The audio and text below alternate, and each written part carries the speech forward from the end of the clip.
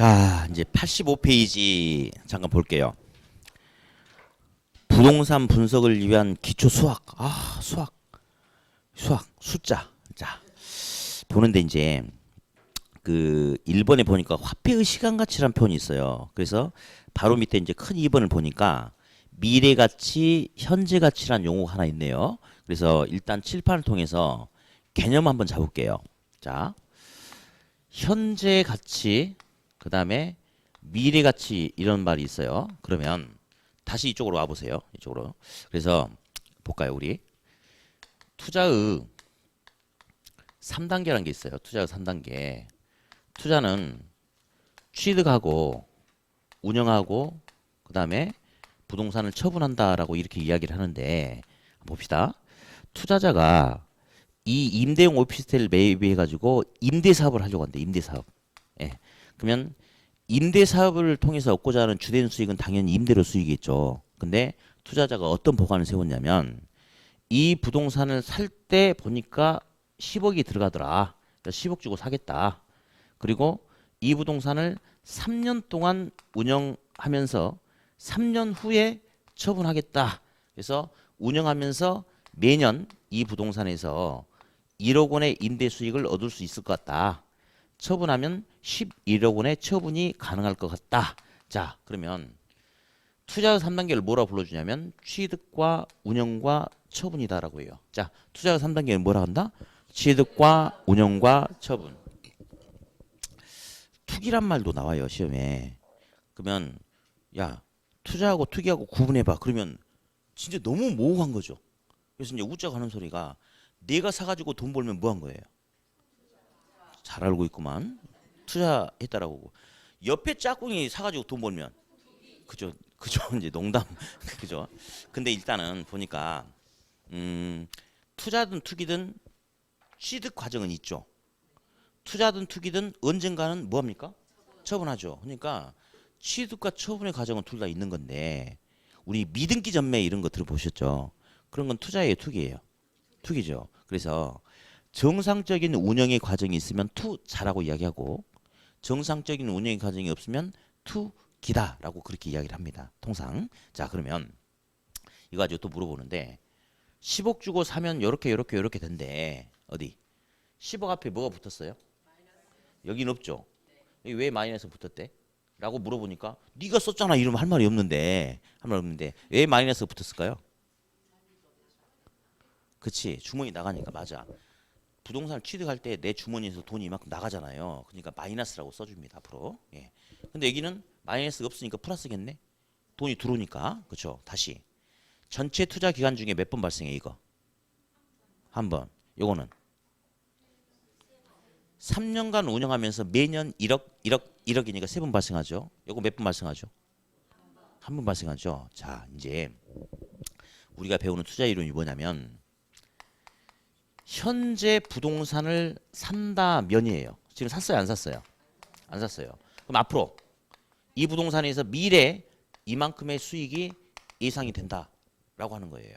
근데 투자자가 투자를 할 건지 말 건지 분석하고자 하는 시점이 언제냐면 현재 시점이에요. 언제 시점? 현재 시점. 근데 수익은 언제 예측되는 거예요? 미래. 그래서 이제 미래 예상되는 현재하고 미래 시점이 다르니까 미래 예상되는 수익을 현재 가치로 뭐에서 분석하는 거냐면 할인해서 분석이에요. 뭐에서? 할인해서. 그러면 할인된 값은 현재 손에 쥘 수 있는 값이거든요. 그래서 할인된 값은 무슨 가치가 된다? 현재 가치. 공식이에요, 공식. 그래서 앞으로 이제 우리 이제 시험에서 거의 매번 나와주는 게 그러니까 지금 배우는 게 투자 이론이잖아요. 그러면 투자가 무엇이다? 투자 분석을 하기 위해서는 이렇게 저렇게 한다 하면서 맨 마지막에는 요래저래 나왔으니까 이걸 토대로 최종적으로 투자를 채택할 것인지 기각할 것인지 결정을 내려줘야 될 거 아니에요. 그걸 이제 투자 분석 기법이라고 그래요. 그래서 이제 매번 시험에 나오는데 그 중에 여러 가지 투자 분석 기법 중에 할인율을 고려했냐, 할인율을 고려하지 않았냐를 물어보는 게 제법 잘 나오거든요. 거의 나와 사실은. 예. 그럼 이제 앞으로 이게 공식이야. 할인된 값은 언제 가치가 되는 거예요? 할인했으니까 현재 가치가 되는 거예요. 그래서 앞으로 할인했으면 현재 가치가 된다. 그래서 현재 가치 줄임말이 뭐죠? 현가예요. 앞으로 현재 가치 또는 현가라는 소리가 나오면 왜 현가라는 소리가 나와? 할인했으니까 현재 가치가 나오는 거예요. 그러면 어디 일단 책을 넘겨서 89페이지 가보세요. 89페이지. 거기 보니까 동그라미 2번에 저 밑에 순형가법 보이세요? 제가 지금 뭔지 설명 안 했어요. 근데 찍어야 돼. 순형가법은 할인율 적용했어요, 안 했어요? 아 근데 고개를 이렇게 갸우뚱하면 안 돼. 아니 당연히 모르지. 내가 뭔지 설명 안 했으니까. 근데 찍으라고요. 다시 할인했으니까 무슨 가치가 돼? 현재 가치. 그러면 앞으로 현재 가치 현가라는 소리가 나오면 내용을 모르더라도 무조건 할인된 거예요. 자, 순형가법 할인했어 안 했어? 왜요? 현가라는 소리가 있으면 할인한 거예요. 다시 넘기세요. 순형가법은 100% 시험에 나오고 넘기니까 수익성 지수법이라고 있죠? 걔도 그 용어가 무조건 시험에 나와. 그러면 어디 수익성 지수 공식 보니까 현금 유출의 현가 합분에 현금 유입의 현가 합이래. 이 가지고 알아본대. 예. 그러면 수익성 지수는 분수죠. 그러면 현금 유출의 현재 가치가 1억 원이고 현금 유입의 현재 가치가 2억이다. 그럼 수익성 지수는 얼마야? 2죠. 분수에서 나오는 숫자는 말이죠. 배수를 말해. 배수. 유입되는 돈의 현재 가치가 유출되는 돈의 현재 가치의 몇 배다? 2배다. 그러면 투자해서 돈 버는 거네. 투자하는 거죠. 자, 어쨌든 이 수익성 지수법은 할인율 고려했을까 안 했을까? 좀 했다라고 해주면 좋겠다. 거기 현가라는 소리가 있잖아요. 그러니까 현가 나오면 무조건 한 거야. 무조건. 그리고 요런 용어도 있어요. 나중에 제가 강의해 드릴 텐데 시험이 잘 나오거든요. 예. 이거 뭔지 모르죠? 예. 할인했어요, 안 했어요? 잘 알고 있어요. 했어요. 예? 이거 예? 요 용어도 시험에 나온 적 있어. 매년 평균적으로 발생하는 연평균 수년가법이란 게 있어. 자, 이거에 대한 개념을 시험에 물어보진 않아요. 왜? 이거 물어보려면 설명을 많이 해야 되거든. 그러니까 우리 시험은 주관식이 아니기 때문에 이거에 대한 개념을 못 물어보고 할인했냐 안 했냐 그것만 물어봐. 할인했어 안 했어? 무조건 앞으로 공식이야 공식. 현가라는 소리가 나온다는 것은 왜 현가가 나와? 할인했으니까 현가가 나오는 거죠. 그래서 볼 것도 없이 현가라는 소리 나오면 무조건 할인했다 안 했다. 할인했다라고 일단 그렇게 알아두세요. 네. 자 그러면 그럼 여기 볼게요. 지금 우리가 배우는 투자 이론은 현재 시점에서 부동산을 산다면 앞으로 이렇게 될 것이다. 미래에 예상되는 수익을 현재 가치로 할인해서 현재 시점에서 분석한다. 그래서 현재 시점에서 투자를 할 건지 말 건지 판단하겠대. 자, 그러면 현재 가치, 미래 가치라는 게 있는데 둘 다 시험에 나오는데요. 출제 비중이 거의 9대1 정도 돼 버립니다. 예. 한쪽에 그러니까 다 나오는데 한쪽으로 왕창 치우치거든요. 현재 가치하고 미래 가치 중에. 자, 학생한테 한 번 더 기회를 줄게. 뭐가 더 중요할 것 같아?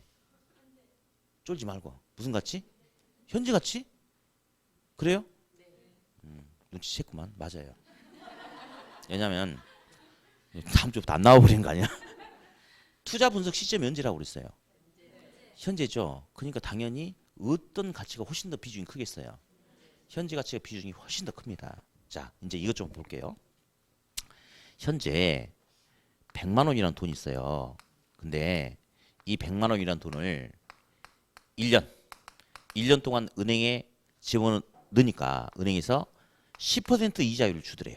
10% 이자율을 주더래. 그러면 1년 후가 되면 원금 100만 원만 받는 게 아니죠. 거기다가 10만 원의 이자를 더 받을 수 있나요? 그렇죠. 따라서 이자율이 하는 역할은 현재 값에 이자를 붙여가지고 미래에는 값이 커지게끔 하는 역할이 이자율이에요. 그죠? 네. 다음. 제가 이제 저기 옆에 공사장에서 일을 했는데 저한테 일 시킨 사람이 저한테 110만 원을 준 거예요. 110만 원을. 아, 이 자식이 근데 어음수표로 준 거야. 어음으로. 언제 받을 수 있는 어음이냐면 1년 후에 받을 수 있는 어음으로 준 겁니다. 그러면 이 어음은 지금 현재 돈이 아니에요. 아니죠. 그럼 제가 온전하게 110만 원을 받으려면 어떻게 해야 돼? 1년 기다려야 되죠. 근데 제가 지금 돈이 없어. 그러면 이 어음 쪼가리 가지고 은행 가서 할인할 수 있나요? 바꿔주죠. 근데 은행에서는 있잖아요. 이 110만 원은 지금 현금이 아니기 때문에 1년 기다려야지 110만 원이 되기 때문에 온전하게 110만 원 다 줄까요? 아닙니다. 미리 받으러 왔기 때문에 예를 들어서 10% 할인율을 적용해서 속된 말로 10만 원 까고 100만 원 이렇게 준대. 그래서 할인율이란 것은 미래의 값을 현재 가치로 할인, 다운시켜서 지금 계산하겠대. 그래서 할인율은 미래 값이 할인해서 현재 작아지게끔 하는 역할을 하는 게 할인율입니다. 영어로도 달라요. 영어 인터레스트 레이트, 디스카운트 레이트 다르거든요, 분명히. 근데 우리 시험은 얘랑 똑같습니다. 네, 똑같이 취급합니다. 그래서 합니다. 이자율은 할인율이다. 시작. 이자율은 할인율이다. 할인율은 이자율이다. 시작. 예. 이제 시간도 있어서 그냥 한번 써볼게요. 왜 그러는지. 예, 그냥 한번 해볼게요. 갑돌이가 110만 원짜리 어음수표를 이렇게 가지고 있었어요. 돈이 필요해서 이 110만 원짜리 어음수표를 부산은행에 가지고 왔어. 그래가지고 현금, 그러니까 어음 할인 해달라고 그랬더니 은행에서 갑돌이한테 10% 할인율 적용해서 100만 원을 주더래. 그러면 저 10%는 갑돌이가 봤을 때는 뭐죠? 저 10% 할인율이죠. 갑돌이가 봤을 때는 그죠. 그래서 제가 은행한테 물어봤어요. 야, 너네 할인율 10% 적용하더라? 했더니 은행은 나 할인 안 했어. 라고 하는 거예요. 너 할인하고 줬잖아 했더니 아니래. 은행이 설명하더래요. 저한테. 야, 봐라. 갑돌이가 갖고 온 지금 110만 원짜리 어음수표는 현재 돈이 아니에요. 돈 아니죠, 지금은. 근데 은행은 갑돌이한테 100만 원 줬잖아. 은행 입장에서는 갑돌이한테 100만 원을 예금했다라고 생각하는 거야. 예금. 그리고 1년 후가 돼서 10% 이자를 쳐서 받겠대. 그럼 얼마를 받겠대? 110만 원. 근데 갑돌이한테 직접 달라고 안 해도 되죠. 1년이 지나면. 갑돌이가 지금 갖고 온 어음은 110만 원짜리 어음은 지금은 돈이 아닌데 1년 후는 현금이 되는 겁니까? 그러면 그걸로 가져가겠대. 그러면 갑돌이가 봤을 때는 10%는 할인율이에요. 은행이 봤을 때는 뭐죠? 이자율이죠. 그러기 때문에 그런데 근데 우리 시험은 주관식이 아니기 때문에 야, 왜 이자율과 할인율이 똑같냐 그런 거 안 물어봐. 이거는 그냥 시간 남아서 그냥 한번 해본 것 뿐이고, 예. 이제 학교는 앞으로 이제 약간 제가 깡패 같이 이렇게 수업을 하는 게 좀 대법이 있어요. 왜냐하면 그러니까 우리 생각은 그게 아닐 수 있는데, 근데 우리 생각은 중요하지 않아. 시험에서 원하는 방향대로 끌고 가야 되니까 무조건 제가 강압적으로 이거는 무조건 이렇게 그러면 아이씨 하지 말고 그냥 네 하고 따라오셔야 돼. 아시죠? 예. 그래서 다시 이자율은 할인율이다. 시작. 이자율은 할인율은 이자율이다. 시작. 네. 다음 이제 그 한 장을 넘겨보면 이제 아니 지금 90페이지 와 있죠. 그러니까 일단 86페이지로 잠깐 가보세요. 86페이지. 자, 오늘 뒤쪽에서 뭐 하면서 중복되는 게 하나 있는데 저 밑에 보니까 동그라미 3번에 저당 지불액하고 저당 상수란 게 있습니까? 그렇죠. 그럼 일단은 이게 100% 시험에 나와요. 근데 제가 어차피 좀 이따 부동산 금융 가면 다시 할 거니까 그냥 말로만 할게요. 원리금이란 소리 들어보셨죠? 예, 원리금. 그러니까 내년부터 이게 주택담보대출 받으면 이제 이자만 갚는 게 아니고 원리금 상환까지 같이 막 규제하고 지금 그런다고 하는데 어쨌든 봅시다. 원리금이라는 소리가 있어요. 원리금이 뭐의 약자죠? 원금 플러스 이자가 원리금 아니겠습니까? 그러면 빌리는 돈에다가 이자율을 곱하면 그냥 이자가 돼요. 맞죠? 대출금에다 이자율을 곱하면 그냥 이자만 돼요. 근데 대출금에다가 저당 상수를 곱하면 원리금이 됩니다. 예, 다시 이건 제가 좀 이따 나중에 뒤에서 다시 한다고 그랬어요. 빌리는 돈 곱하기 이자율 하면 뭐가 된다? 이자. 빌리는 돈 곱하기 저당 상수하면 원리금이 된다. 일단 수업 시켜놓고 다음 이제 책은 볼 필요 없어요. 역수란 소리가 뭔지 아시죠? 역수. 2의 역수는 어디 A의 역수는 얼마예요? A의 역수는 이건가? 아니죠.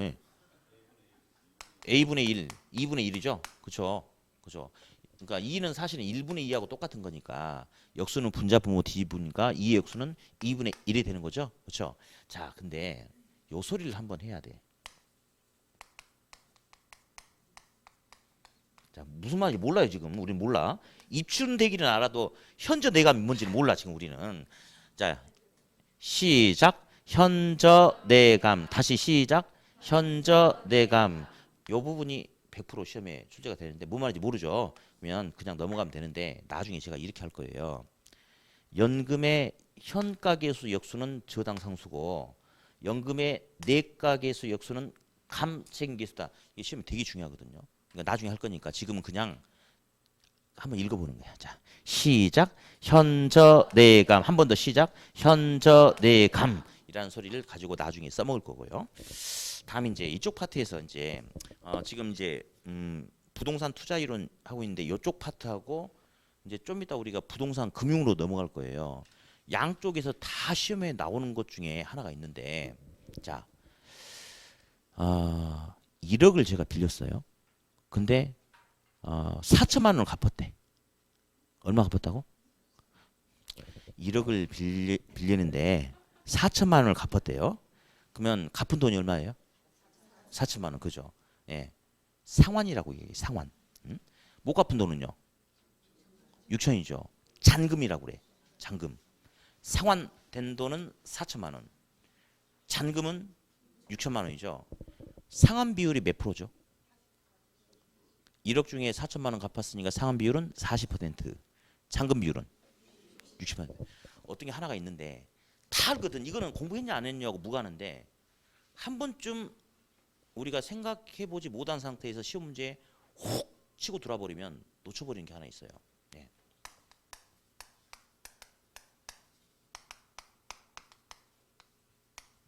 잔금 비율은 1 상환 비율이다. OX.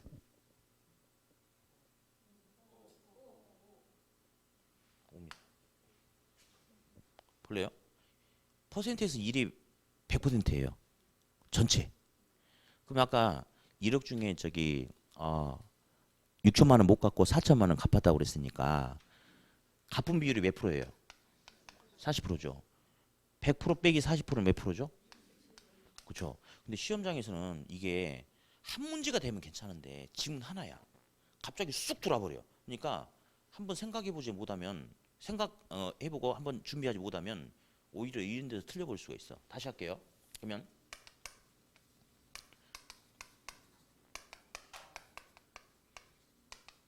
상환 비율은 1 플러스 잔금 비율이다. OX. OX. 인생은 어차피 OX 한 방이야. 빨리. 역시 숫자를 넣으면 너무 쉬워. 근데 준비하지 않으면 틀려버린다니까 정말. 이거 틀렸어. 틀렸어요. 왜 그런지 아세요? 잔금 비율하고 상환 비율하고 합치면 뭐가 돼? 100%가 되는 거죠. 잔금 비율 60%, 상환 비율 40% 합치면 전체가 되는 거 아닌가? 맞죠? 그러면 1이 전체야. 얘를 물어보려면 요거에서 저놈 빼야지 이놈이 되는 거고 요놈 물어보려면 1에서 저놈을 빼야지 요놈이 되는 거야. 이렇게 더하기라는 소리가 들어가면 안 돼요. 빼기야. 이게 아니고 이렇게 해야 돼. 이렇게 해야 돼. 이렇게. 예. 근데 이게 정말 가끔 쑥 나와버린단 말이에요. 지문으로. 그러니까 이제 잘 보세요.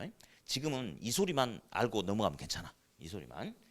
잔금 비율하고 남은 비율하고 상환된 비율하고 합치면 몇 프로가 되는 거야? 몇 프로?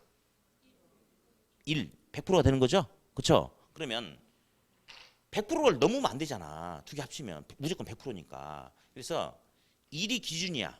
그래서 이놈을 물어볼 때는 1에서 저놈을 빼야지 이놈이 나와. 저놈을 물어볼 때는 1에서 이놈을 더하면 안 돼. 무조건 1에서 뭔가를 빼야지 다른 놈이 나오는 거죠. 그렇죠? 그러니까 무슨 비율을 물어봤는데 잔금 어차피 용어는 잔금 비율, 상환 비율 용어만 나오니까 잔금 비율을 물어보든지 상환 비율을 물어보든지 1 더하기가 나오면 돼 안 돼? 안 됩니다. 1에서 빼야지 다른 놈이 나오는 거죠. 그렇죠? 그래서 어쨌든 이런 것들이 이제 준비가 안 되면 큰 콜 다쳐버립니다. 그래서 어쨌든 무슨 비율하고 잔금 비율하고 또 상환 비율 합치면 뭐가 된다? 1이 된다. 이 소리 기억하고 갑시다. 네. 자, 다음 막 책은 막 팍팍 넘어가죠. 머릿속에 남든 안 남든. 예.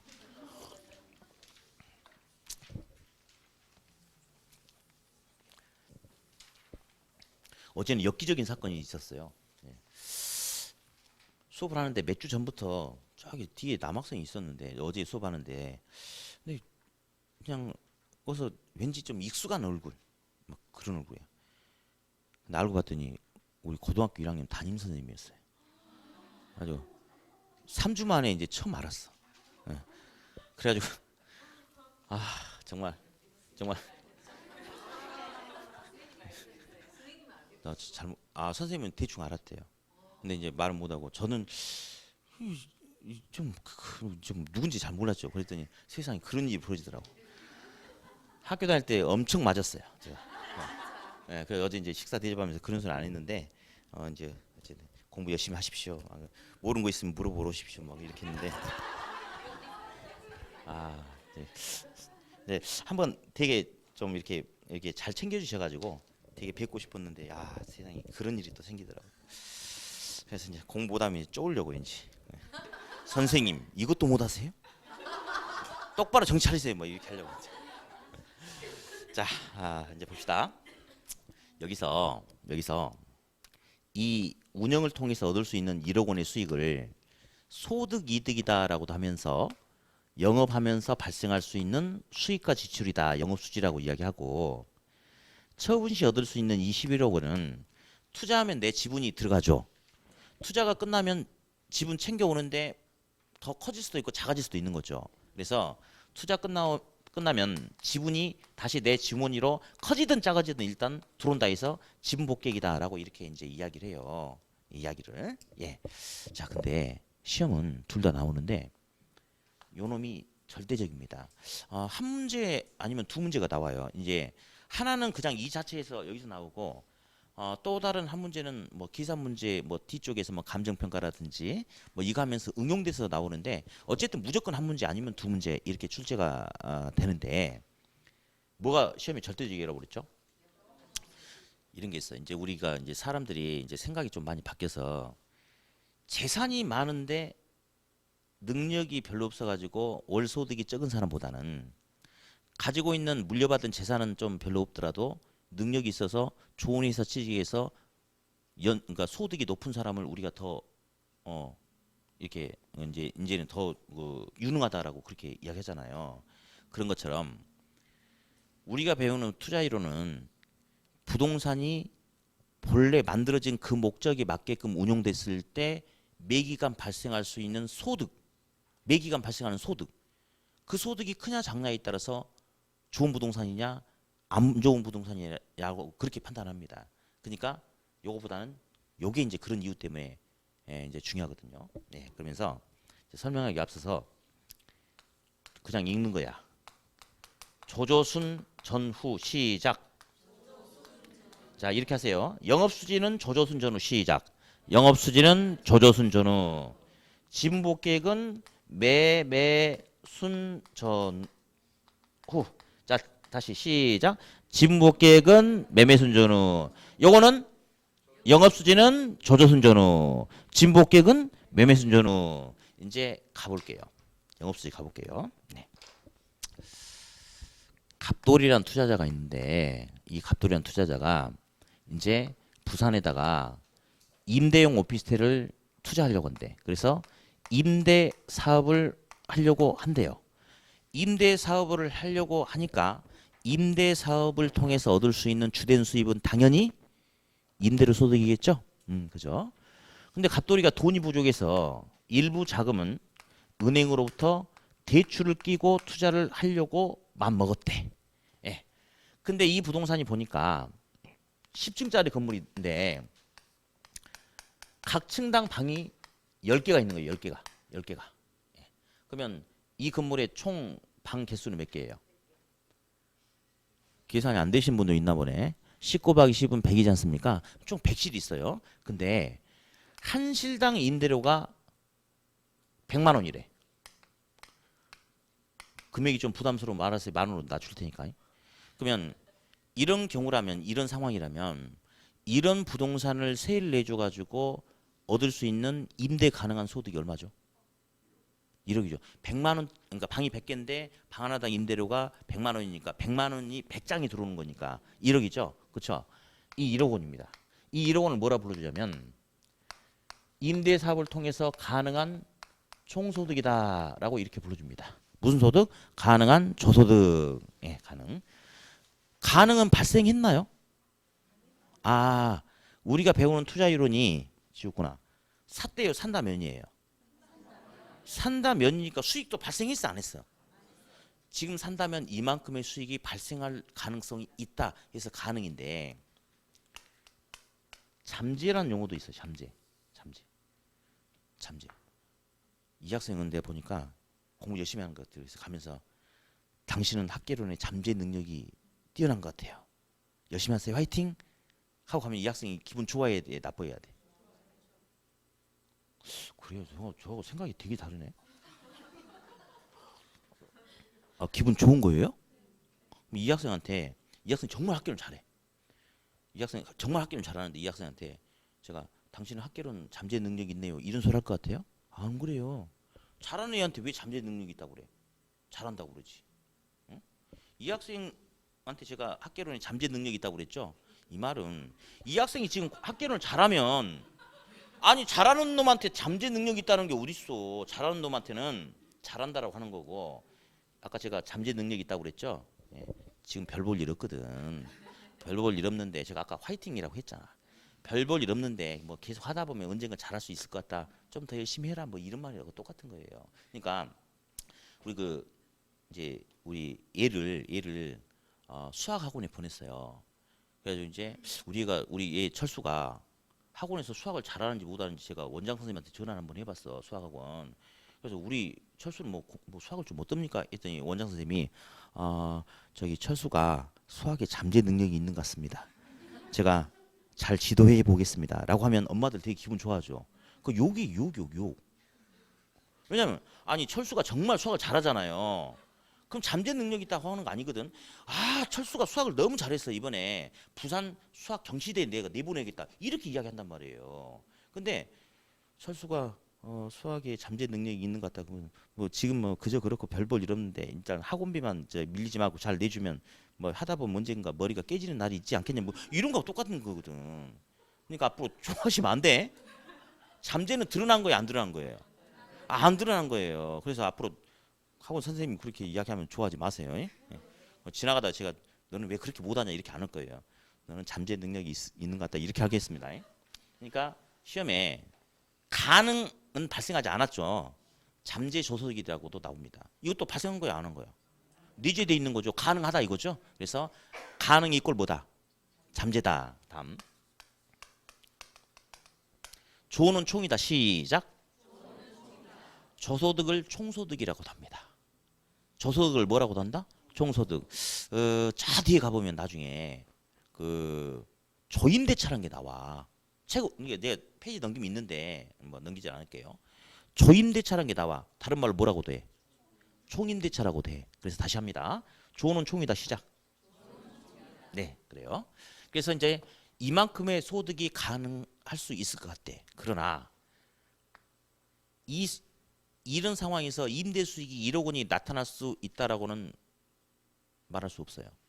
불가능해요. 왜냐? 아니 1년 365일 단 하루도 공실이 안 생겨야지 이만큼 나오는데 그게 말이 됩니까? 안 되지. 그래서 여기서 이제 공실이 발생할 수 있으니까 공실에 대한 부분을 일정 부분 반영해서 미리 차감을 하겠대요. 그리고 우리 책 보니까 공실 옆에 저기 어떤 용어가 있는데 한번 읽어보실래요? 표에 지금 저기 이제 페이지 이야기 안 했어요? 근데 한 장 넘기라고 했으니까 88페이지를 넘겨 놓는 게 맞지 않을까 생각이 되는데 당신을 보니까 학계론 잠재 능력이 있는 것 같아요. 그러니까. 그래. 그래. 잠재 능력이 있어요. 예. 자, 그래. 옆에 혹시 보니까 불량 부채라는 용어가 나왔죠. 이제 다른 말로 대손충당금이라는 용어를 써주기도 하는데 일단 볼게요. 요 용어 뭐라 놨어요? 이거?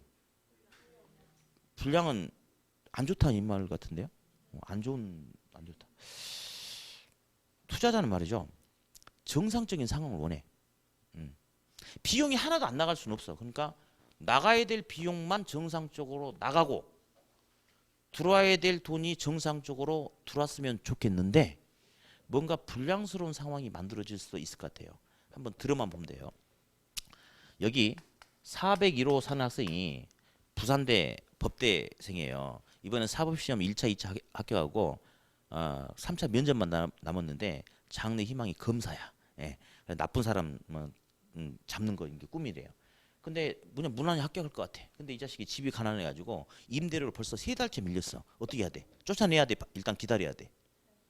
일단 최종 결과 보고 나서 해야 되겠죠? 자, 이런 상황이라면 불량스럽게 임대료가 연체되고 안 들어올 수도 있죠. 그렇죠? 그게 불량부채야. 다음, 여기 801호 사는 학생 말이죠. 임대료를 한 번도 밀린 적이 없어요. 인사도 잘하고 다녀요.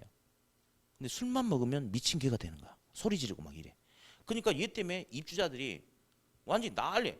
지 안 쫓아내면 내가 나가겠다. 막 집단으로 그런 거야. 그러면 어쩔 수 없이 쫓아내야 되는 상황이 생길 수도 있겠죠. 근데 임대차 계약 기간이 만료가 된 상태에서 나가라면 괜찮은데 임대차 계약 기간이 4달이 남았어. 그냥 나가겠어 안 나가겠어? 내보내려면 이사비도 줘야 되고 중개 수수료도 줘야 되죠. 내 피 같은 돈이 불량스럽게 나가야 되잖아요. 그런 것들을 묶어서 그냥 불량부채다라고 이야기합니다. 통상 이제 시험은 공실및 불량부채는 가능조소득의 한 5% 아니면 10% 정도 이렇게 제시를 합니다. 네. 5%는 얼마예요? 1억이 5%면 500만 원. 10%면 1000만 원 이렇게. 네. 거기다 이제 더하기가 있어요. 빼기는 빠져나가는 돈, 더하기는 들어오는 돈. 자, 지금 갑돌이는 임대 사업을 하겠다라고 했잖아요. 임대 사업을 통해서 얻고자 하는 주된 수입은 당연히 무슨 수입이에요? 임대 수입이죠. 근데 부수입이 생길 수도 있을까요? 있어요. 커피 자판기 넣어놨는 음료수 커피 자판기 넣으니까 수입이 발생할 수도 있고 옥상에 보니까 뭐 U 플러스 뭐 이게 있더라고. 뭔가 봤더니 이 일대에서 이 건물이 잘 보여가지고 LG에서 5개 광고탑을 좀 설치하자. 모든 관리는 내가 다 하고 1년에 300 주겠다라고 할 수도 있죠. 그러면 임대 수입에 기타적으로 부수입이 발생할 수도 있겠습니까? 그걸 갖다 기타 수입 또는 기타 소득이다라고 그렇게 이야기합니다. 그럼 여기서 이거저거 다 빼면 말이죠. 유효하게 얻을 수 있는 조소득이 돼요. 근데 제가 부산에서 족발집을 하고 있는데 족발집을 하고 있어요. 부산에서. 근데 이번 달 매출액이 3천만 원이었어. 근데 제 친구가 와가지고 보고 깜짝 놀란 거야. 야, 너 3천만 원이나 벌었어? 그럼 제가 야, 씨, 그게 다 내 돈이냐, 씨, 나간 돈이 얼마인데 그렇게 이야기하겠죠? 그렇죠? 그러면 그 매출액 3천만 원은 나의 온전한 순수한 수입이 아니에요. 그거 벌기 위해서 비용이 나갔죠. 자, 그래서 유효한 총 소득이 다 내 돈이 아니고 여기서 영업하면서 비용이 발생했겠죠. 그러면 영업 비용, 영업 경비를 여기서 공제를 해줘야 됩니다. 그러면 이제 오늘은 아니지만 앞으로 계속 울거먹을 게 요거예요. 순 영업 소득. 요거 중심으로 시험 문제 출제가 거의 됩니다. 여기서 순. 네. 이 순의 의미는 말이죠. 순수하고 깨끗한 온전한 값을 말해. 그러면 우리는 돈 가지고 이야기하니까 순수익은 총수익이다 하면 되겠어요, 안 되겠어요? 총수익이 순수한 나의 수입 아닌데? 그죠? 그러면 순수익이란 것은 총수익에서 총 비용을 빼야지 내가 순수하게 가져갈 수 있는 나만의 돈 되는 거 아닌가요? 그렇죠? 그래서 보세요. 유효한 총 소득에서 총 경비를 빼니까 순수한 영업을 통한 소득이 되는 거죠. 그래서 앞으로 순은 총수익에서 총비용 빼고 남은 거. 그게 뭐다? 그게 바로 순이다. 총수익 빼기 총비용이 순이다. 이 소리 한번 기억을 하시고. 다음. 강의라도 뭐 색깔을 달리 쓰면 뭔가 이유가 있겠죠. 근데 남한테 일부 돈을 빌려서 투자를 하겠다라고 지시를 했잖아요. 그러면 빌린 돈에 대한 원리금 갚아야 되지 않습니까? 그걸 갖다가 부채 서비스액이다라고 이야기해요. 뭐 저당 지불액, 부채 서비스액, 원리금 말해. 원리금. 네. 색깔이 달라졌네. 뭔가 이유가 있겠죠. 예. 그러면 요거 빼잖아요. 그러면 세전 현금의 수입과 지출이 돼. 자, 이 세전이 설마 세수하기 전 이런 건 아닐 것 같고. 그렇지. 세금 내기 전이래요. 세금 내기 전에 현금의 수입과 지출을 계산했대. 우리 세금 좀 내볼까? 네? 그러면 이거 지금 처분하는 거예요, 영업하는 거예요? 영업하고 있죠 지금. 그러면 처분할 때는 양도소득세를 내겠지만 영업소득에 대한 영업하면서 영업소득에 대한 세금이 뭘 것 같아요? 내가 지금 다 이야기. 영업을 통해서 영업을 통한 세금이 뭐냐? 영업소득세죠, 그렇죠? 그러면 세금 좀 내볼게요. 영업을 통한 소득에 대한 세금을 냈어. 그러면 세해 전에서 세금 냈나요? 그럼 이제 뭐가 될 것 같아요? 세후 현금의 수입과 지출이 일단 돼. 자, 시험에서 항목에 대한 개념을 물어보는 것도 있어요. 근데 몇 년에 한 번씩은 괄호 넣기 나와. 괄호, 기역, 니은 해가지고 다음 중 괄호 안에 들어갈 용어로 틀리게 연결된 것은 뭐 이런 게 나와. 근데 제가 작년 강의할 때는 절대 괄호 넣기 안 나온다고 그랬어요. 안 나왔어요. 네, 왜냐? 재작년에 한 번 나왔거든, 괄호 넣기가. 연타로 나오진 않아. 그래서 제가 작년에 그랬어요. 재작년에 나왔으니까 학생들한테 작년에 이거 나오면 내가 내 전 재산을 학원에 기부하겠다고 했는데 내 재산 그대로 있어. 기부 안 했어요. 안 나온다고. 근데 사실은 그러니까 우리가 이제 27회잖아요. 28회 때 나올 가능성이 좀 더 커. 근데 27회도 가능성이 있죠. 한번 걸렀으니까. 그래서 혹시 28회까지 염두에 두신 분은 잘 알고 계셔야 돼. 가로넣기 농담이에요. 이제 한 번쯤 이제 나올 수가 있어요, 가로넣기가. 그래서 어쨌든 지금은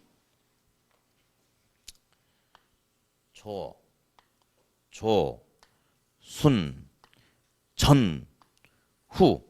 자, 이제 처음 공부하시면서 이딱 써놓잖아. 그러면 아씨 저걸 어떻게 다 암기하지? 아니야. 우리 시험 10달 남았거든요. 그러면 계속 반복해서 이게 나와. 그러면 억지로 암기 안 하려고 그래도 그냥 다 느껴져 버려. 그러니까 저걸 어떻게 암기하지? 전혀 걱정하지 마세요. 예. 자, 영업수지 무슨 전후? 순, 전후. 다시 영업수지 무슨 전후? 순, 전후. 따라서 이것만 봐도 돼. 첫 번째 조는 뭐고? 가능소득. 두 번째는 유효소득. 수는 순영업소득. 전은 후는 세후현금수지. 그래서 우리 남기 영업수지는 무슨 전후? 저조순 전후라는 소리만 들어만 봐도 돼. 예. 영업수지 무슨 전후? 저조순 전후. 그리고 있잖아요. 요 부분 가지고 한마디 끌고 갈게요. 요 부분 가지고 순영업소득이 예를 들어서 1억 원이라 하자. 2억 원이라 하자. 원리금 부채 서비스액이 1억 원이라 하자. 그러면 세전현금수지 얼마예요? 1억이죠. 2억에서 원리금 1억 빼니까 세전현금수지 1억 맞죠? 그렇죠? 2억이 커요? 1억이 커요? 왜? 2억이 커? 1억이 커? 2억이 크죠? 자, 순영업소득은 2억짜리는 1억. 세전현금수지보다 크다. OX. 맞지? 맞죠? 얘 빼고 남은 게 세전이니까 순이 더 크지. 맞죠? 자, 근데 아까 우리 전 시간에 금융적 위험이라는 용어를 잠깐 들어봤죠? 투자 시 타인의 자금을 융통해서 투자하게 된다면 수익률이 높아질 수도 있지만 채무 불행의 가능성이 커질 수도 있다가 금융적 위험이라고 했어요, 우리가. 자, 다음 항목 중에 투자 시 대출을 받겠냐 안 받겠냐, 즉 타인 자본을 이용하겠느냐 안 하겠느냐를 알아볼 수 있는 항목이 뭐죠? 색깔 다르면 잘 봐봐. 색깔을 왜 달리 썼겠어요? 이거죠? 이게 있다는 것은 투자 시 일부 자금을 대출을 끼고 투자하는구나. 없을 수도 있나요? 100% 지분 투자가 이루어진다면 이 항목 자체가 없죠. 자, 금융적 위험이 뭔지 아까 설명했는데 금융적 위험이 발생하지 않을 수도 있나요? 있죠. 어떻게 하면요? 그치. 돈 안 빌리면 되죠. 100% 지분 투자가 이루어진다면 금융적 위험이 발생하지 않겠군요. 그렇죠? 그럼 보세요. 수는 세전보다 크다. 맞아요. 일반적인 소리니까. 근데 시험에 또 이것도 나와. 수는 세점보다 큰 데 있잖아요. 항상 크다 5x. 이러면 x야. 예. 왜냐? 그러니까 이 순에서 부채 서비스액 빼니까 세전 되니까 얘가 세전보다 큰 건 맞긴 맞는데 일반적인 소리니까. 근데 100% 지분 투자가 이루어진다면 이게 없잖아요. 부채 서비스액이. 그럼 둘이 어때?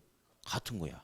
그럼 같을 수도 있잖아요. 그래서 수는 세전보다 크다. 이건 일반적인 소리니까 맞아. 그러나 여러분 항상이란 것은 절대적이죠. 항상이란 것은 예외가 있다 없다? 없다 이거 아닙니까? 이건 맞는데 항상 크다 하면 틀리는 거지.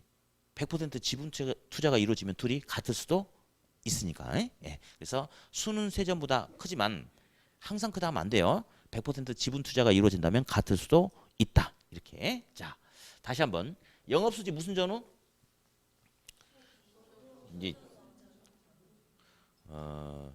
대답 안 하면 원리 원칙대로 강의해 버리면 여러분들 죽는다고 그랬어요.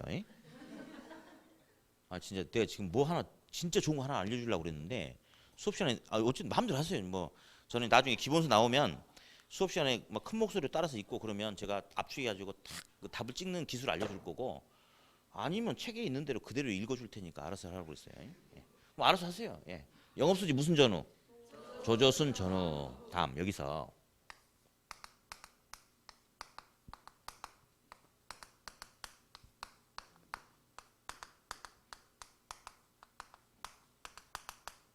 자, 뭔 말인지 모르죠. 자, 하세요. 0이면 1이다, 1이면 0이다. 시작. 0이면 1이다, 1이면 0이다. 다시 한번 시작. 1이다, 1이면 0이다. 학교에서 매번 나오는데 네 군데서 나와요. 네 군데서. 근데 어디에 뭐가 있는지는 상관없고 일단 요걸 가지고 수입이란 것도 있을 테고 비용이란 것도 있겠죠. 예, 들어온 돈도 있고 나간 돈도 있을 거 아니에요. 뭐 비용은 뭐 영업하면서 나간 돈도 있을 테고 빌리는 돈에 대한 원리금을 갚는 뭐 그런 것도 있을 거고 어쨌든 그래. 근데 요걸 분석할 때 있잖아요. 예를 들어서 X라는 기법이 있고 Y라는 기법이 있대. 그러면 이 기법은 서로 다르겠지. 그렇죠? 근데 우리 학계론에서 보면 어떤 값에서 어떤 값을 빼서 뭔가 분석하는 게 있고요. 예. 두 군데에 있고 나눠서 분석하는 것도 두 개 있어요. 그럼 어디 볼까요? A가 1억 원이야. B도 1억 원이야. 빼면 얼마야? 0이죠. A가 1억 원이야. B가 1억 원이야. 나누면 얼마예요? 1. 그래서 나중에 이제 뭐가 있냐면 수년가가 0이면 수익성 지수는 반드시 1이 된다. 뭐 이런 게 나중에 있어. 뭐가 0이면 뭐 이런 게 있어요. 그래서 보세요. 어차피 우리는 분석하는 게 두 개거든. 뭘 하나를 놔두고. 그러면 하나는 어디에서 어떤 들어온 돈에서 나간 돈을 빼가지고 뭔가를 이야기하는 게 있고 하나는 나눠서 알아보는 게 있어요. 그러니까 이제 어떻게 하느냐. 어떻게 봤든 0이래. 근데 다른 기법을 통해서 또 0이 나온다는 거 있을 수가 없는 일이지. 어차피 빼서 알아보는 거 아니면 나눠서 알아보는 거니까. 그러니까 어떤 기법을 통해서 0이라는 것은 아마 빼서 0이 나왔나 봐. 그럼 나누면 얼마가 돼? 1이 되죠. 이게 있어. 이게. 그래서 이제 심각하게 받아들이지 마시고 읽으면 돼. 읽으면. 예? 시작. 0이면 1이다. 1이면 0이다. 어떤 분석을 통해서 어떤 값이 0이 나왔을 경우 다른 기법으로 물어보면 무조건 답이 1이에요. 2 안 나와. 0이면 무조건 얼마가 나와? 1이 나와요. 어떻게 분석을 했는데 1이 나왔대. 그러면 반드시 다른 기법으로 분석해 보면 얼마가 나오냐면 0이 나와. 0이. 그래서 아주 복잡한 문제가 있어요. 계산 문제가. 근데 딱 보자마자 그냥 답을 꼭 찍으면 답이 돼. 무조건. 뭔지 모르죠? 어쨌든 해. 자, 다시 시작. 0이면 1이다. 1이면 0이다. 예, 이렇게 말만 들어놓으면 됩니다. 네. 이제 91페이지 넘겨놓고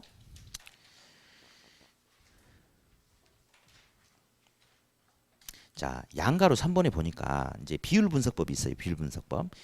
비율 가지고 뭔가를 분석하자 이건데 요건 뭐 잠깐 좀 쉬었다가 하도록 하죠. 네, 쉬었다 하겠습니다.